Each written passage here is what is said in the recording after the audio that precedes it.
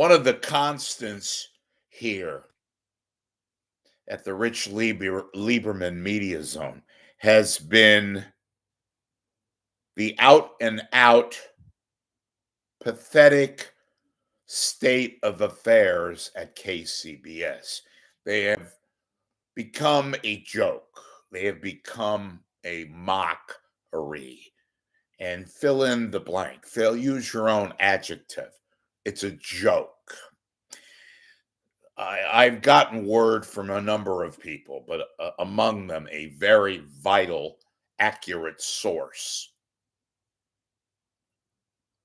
about the rather lame coverage. It's not even that of the DC Jewish Museum shooting, the assassination last night of the two Israeli embassy workers who were killed, executed, shot in the back multiple times, and basically executed. So I normally would put on KCBS. I waited, but it was scant coverage, and most of it was taken from the CBS network news. I got a beauty for you, and I say that because I still can't, I can believe. But I put CNN on, and as I described, that CNN was on top of their game. They had the press conference. They had analysis from their own people involved in situations like this. A former FBI guy. Again, pardon me for my cough. So I'm told by very, very, very accurate sources that how about this? KCBS did not run any live interviews last night when word broke in the 8 o'clock hour about this shooting, this double, basically, assassination. They didn't run. Why? How about this? The KCBS news director, Jenny Seelig, deemed the whole coverage, the whole story, I should say, quote, too controversial. Don't do anything. Don't run the press conference.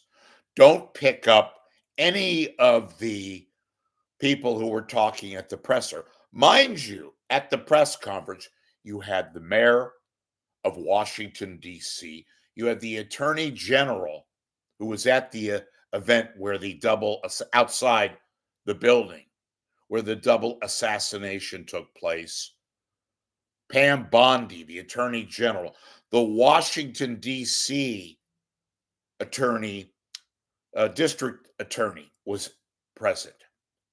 You had the Israeli ambassador to the United Nations who was present. All the various people at the press conference, including a phone call to the various people from the President of the United States himself, Donald Trump.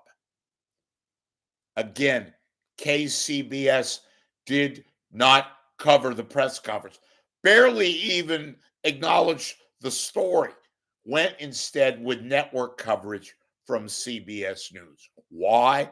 The news director, Jenny Seelig, this is your leader, KCBS, and I know many of you are disgusted. We're disgusted even before this. You call yourself a goddamn news station and you barely mention this story? Seelig should be fired on the spot.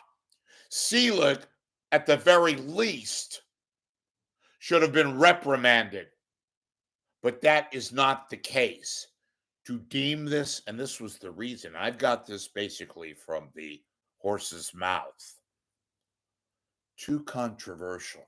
Now, mind you, let's just bring up some facts. KCBS is owned by Odyssey, which is Intercom, which is now owned by the Thoros Group. the son of George Soros, who is an extreme left person with billions of dollars and is decidedly anti-Israel. Now, I'm not in any way, shape, or form saying that was the reason why Selig didn't cover this. I wouldn't be that idiotic. I only bring it up as just some factors to consider, though, but not to carry a breaking news story out of Washington, D.C., where you have two people assassinated outside. And at the time, we didn't know, could this be terrorism? Could this be something bigger than it already was? To barely even cover it, to not carry the news conference. What? So you can run a fucking extra traffic and weather together? So you can run another stupid story that you do now? Selig is a joke. She never spent a minute in the field. She's never reported on anything. She got the job probably because of her gender, probably because she knows how to play politics well, and is a loyal soldier, has no news acumen. And when you add this to the mix, no wonder. It's embarrassing. It is further indicative of just how much a joke that KCBS is. They have no reporters. They have no legit anything whatsoever. They are a mockery of what they once used to be.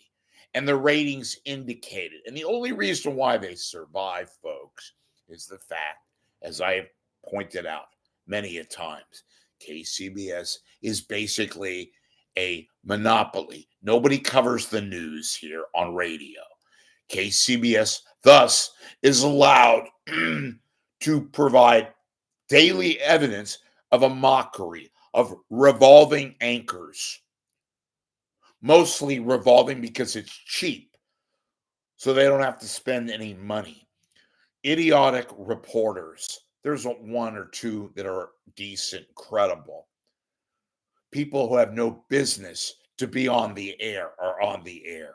Staff that is disgusted, working staff, rank and file people who know that the station has now become a certifiable joke.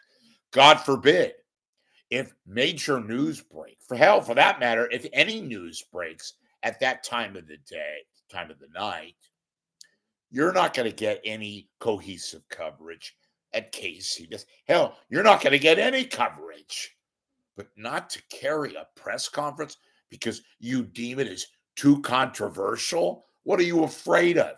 Oh, I know what you're afraid of. Selig, again, is a joke. How do I know that? Her own staff knows she's a joke. Even the people that she kisses ass to know that she's a joke. Has no credibility whatsoever and is only there because she fits a few boxes, if you know what I mean. Plays the game. She ought to be a politician. It is once again further proof of the absolute mockery that KCBS has become. It is a joke. You have giggling reporters, you have giggling anchors, you have a daily, nightly embarrassment that continues to foist itself on Bay Area listeners. A station that once boasted of 1.5 million cum is now below 250,000 cum. It is a joke. Put that on the record. KCBS, you're a joke. And the only person who will call you out is myself.